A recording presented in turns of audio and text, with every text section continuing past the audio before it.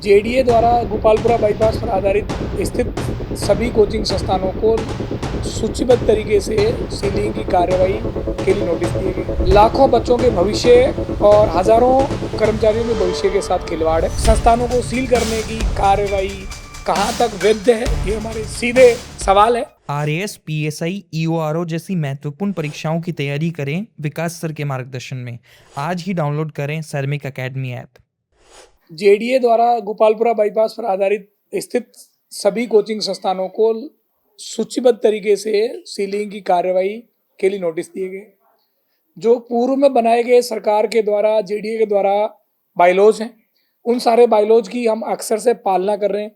उसके बावजूद भी सुप्रीम कोर्ट में चल रही एक सुनवाई को आधार बनाते हुए बिना किसी प्रकार की पूर्व सूचना मध्य सत्र में इस प्रकार सीलिंग की कार्रवाई करना लाखों बच्चों के भविष्य और हजारों कर्मचारियों के भविष्य के साथ खिलवाड़ है।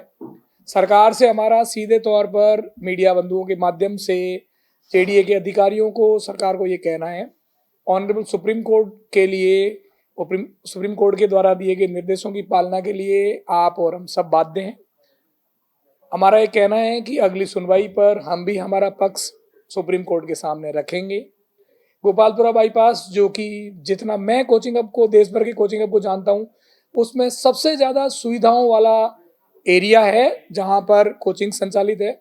अगर देश भर में पूरी अनुशंसा के बाद, विचार विमर्श के बाद, सुप्रीम कोर्ट में फाइनल सुनवाई के बाद अगर कोई बायलॉज पूर्ण किए जाते हैं तो हम सब लोग पढ़े लिखे लोग हैं, हम सब लोग सिविलाइज्ड लोग हैं, तो हम सब समझते हैं कि सुप्रीम कोर्ट के आदेशों की क्या महत्ता है, सुप्रीम कोर्ट की क्या इंपॉर्टेंस देश में है, सुप्रीम कोर्ट के आदेश की क्या महत्ता है।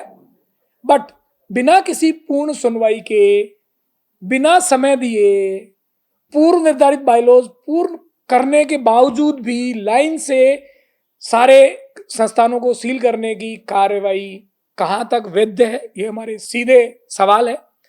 और ऐसा करने पर लाखों लाख बच्चों के भविष्य के साथ, जिनका कि कुछ ही महीनों बाद आईआईटी का एग्जाम है, उनके सिलेबस पूर्णता की क्या बात होगी। ये न केवल कुछ कोचिंग संचालकों के हित से जुड़ी हुई बात है, ये लाखों विद्यार्थियों के भविष्य के साथ जुड़ी हुई बात है। आईआईटी जैसे एग्जाम जिनमें कि लिमिटेड संख्या में चांस होते हैं, उनके लिए कुछ दिन की पढ़ाई अव्यवस्थित होना भी उनके भविष्य के साथ खिलवाड़ करना है। मेरा यह कहना है कि इसके लिए सभी कोचिंग संचालकों को सुप्रीम कोर्ट में अपना पक्ष रखने के लिए समय दिया जाए। जब तक सरकार के द्वारा और जेडीए द्वारा किसी भी संस्थान के खिलाफ कोई भी सीलिंग कार्रवाई नहीं की जाए, सुप्रीम कोर्ट में हमें भी हमारा पक्ष रखने का समय दिया जाए और फाइनल डिसीजन तक इस कार्रवाई को रोका जाए। 7 दिन का समय दिया गया है और जिन लोगों को पहले 7 दिन का समय दिया गया था, उसके बाद 1 दिन का समय दिया सामान निकालने के लिए और दूसरे दिन आकर के जेडीए सीलिंग की कार्रवाई कर। जेडीए नोटिस देने का अधिकार रखता है। जेडीए द्वारा बच्चों की सेफ्टी के लिए पूर्व निर्धारित जितने भी बायलॉज हैं, उनके डॉक्यूमेंट पूर्ण करने के लिए हमें डॉक्यूमेंट देने में कोई आपत्ति नहीं है। उन बायलॉज को पूर्ण करने के लिए, पूर्ण करवाने के लिए भी वो स्वतंत्र है। बट जो बिल्डिंग्स बायलॉज को पूरा करती है, उनके विरुद्ध सीलिंग की कार्रवाई क्यों? सीधा सवाल। हमारा पहला विरोध समय को लेकर के है कि आप 7 दिन का नोटिस दे करके कैसे इस तरीके से कार्रवाई कर सकते हैं, जो कि हम पहले से बनाए गए बायलॉज को फॉलो करते हैं। आज मान लीजिए देश की कार्यकारिणी, विधायिका, न्यायपालिका कोई भी नया परिवर्तन करेगी, उसके लिए एक समय दिया जाना चाहिए। वो समय व्यवहारिक होना चाहिए। वो समय बच्चों के भविष्य को ध्यान में रख के होना चाहिए। वो समय कोचिंग संचालकों के भविष्य को भी ध्यान में रख के करना चाहिए। After all we all are civilised citizen. हम सब लोग टैक्स पेयर हैं। हम सब लोग सरकार के द्वारा दिए गए पूर्व बायलॉज को, पहले भी बायलॉज बदले गए, उनको हमने पूरा किया। पूरा करके हमने तय सीमा में डॉक्यूमेंट सबमिट करे। आगे भी अगर सुप्रीम कोर्ट पूरे देश भर के लिए कोई गाइडलाइन बनाएगा, हम भी पालन करने के लिए बाध्य है। सिर्फ गोपालपुरा को प्रतापनगर कोचिंग हब में शिफ्ट करना, यह सरकार की जिद क्यों है? अब सरकार ये कह सकती है कि सुप्रीम कोर्ट की गाइडलाइन है। यहां पर नियर में रहने वाले एक नागरिक हैं जो कि अच्छे वकील भी है, उन्होंने सुप्रीम कोर्ट में अप्लाई करा। सुप्रीम कोर्ट ने उनको सुनने के बाद एक पक्ष रखा, सरकार को दिशा निर्देश दिए हमारा ये कहना है कि उसी सुनवाई में हमें भी उपस्थित होकर हमारा पक्ष रखने का समय दिया जाए।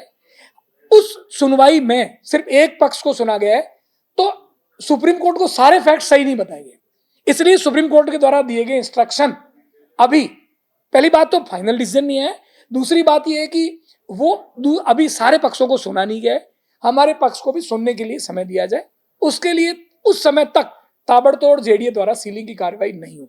तीसरा इंपॉर्टेंट बात कोचिंग हब को लेकर के, यहाँ 95% कोचिंग्स जो देश भर की कोचिंग्स हैं, जो कॉरपोरेट हाउस है, जो यहाँ पर सेंटर्स चला रहे हैं, जिनके देश भर में भी सेंटर है, ये लोग भवन किराए पर लेके, लीज डीड पर लेकर के एक अच्छी खासी अमाउंट में 9 साल की लीजिंग के लिए एक अच्छा खासा स्टाम्प ड्यूटी सरकार को देना होता है, वो पे करने के बाद एक निश्चित समय तक लीजिंग लेकर के भाड़े पर अपना सेंटर चला रहे।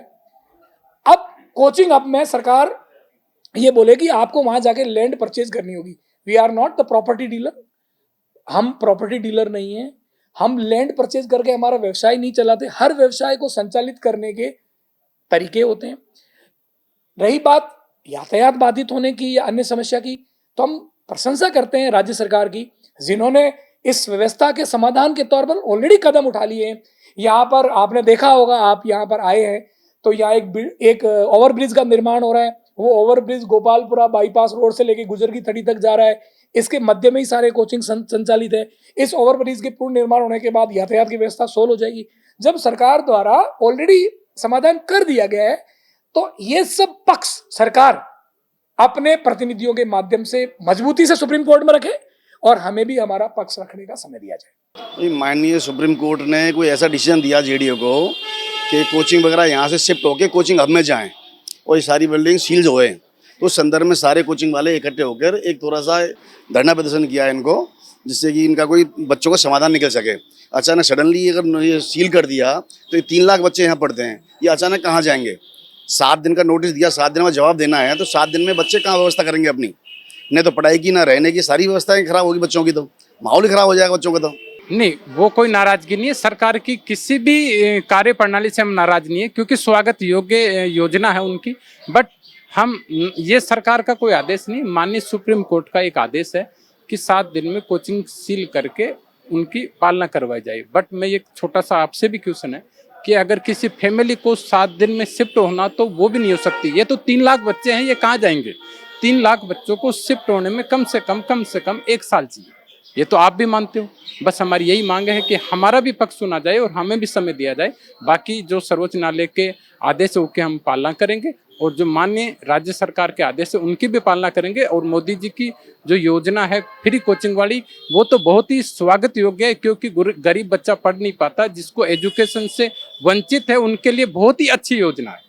तो मैं आप सभी से गुजारिश करूंगा कि हमें समय की मांग है, बाकी हम किसी भी चीज़ के विरोध में नहीं है। बिल्कुल, सबसे पहले तो मैं आपको ये बताऊं कि अभी सेशन चालू हुआ है। सेशन चालू में कम से कम हम अगर शिफ्ट भी होना चाहे तो 2 महीने तो वो चाहिए, और 2 महीने बाद बच्चों का सिलेबस हो जाएगा और बच्चों की फीस जमा है। तो आप रिसेंटली बताइए कि हम क्या करें? हम तो संकट में फंस गए, कोचिंग बंद हो गई तो भी संकट में, अगर बच्चों को लेके कहाँ जाएंगे? इतना सा आपसे हम गुजारिश है कि समय की मांग है, वो हमारे साथ न्याय होना चाहिए।